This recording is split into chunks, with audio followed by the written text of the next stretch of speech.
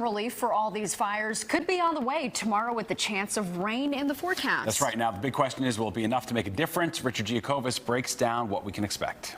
In just a few hours, most of the tri-state will experience something they haven't seen in nearly 2 months. A significant rainfall. With more than 2 inches of rain expected to fall in some areas, firefighters on the front lines of fighting those stubborn wildfires may finally get a break. Wildfires, should be helped by this.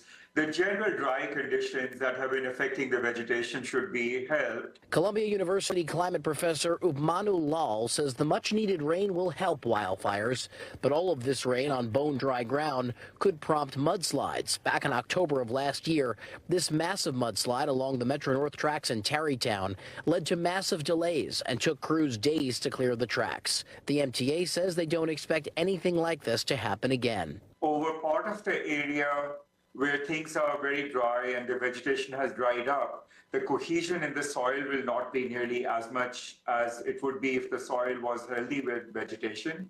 So in those areas, having mudslides could definitely be an issue. The hope, though, is that all this wet weather will help the low reservoirs. Skyfox flying over the Wanacue Reservoir in New Jersey today. You could see the patches of dry land. Lal says a couple of inches of rain, unfortunately, may not be enough. Their deficit over the year so far is around 9 inches of rainfall.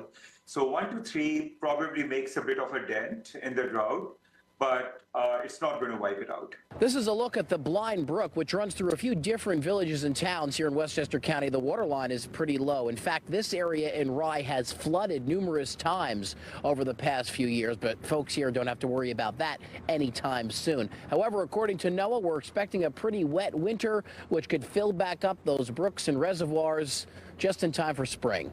We're in Rye. Richard Giacovas, Fox 5 News.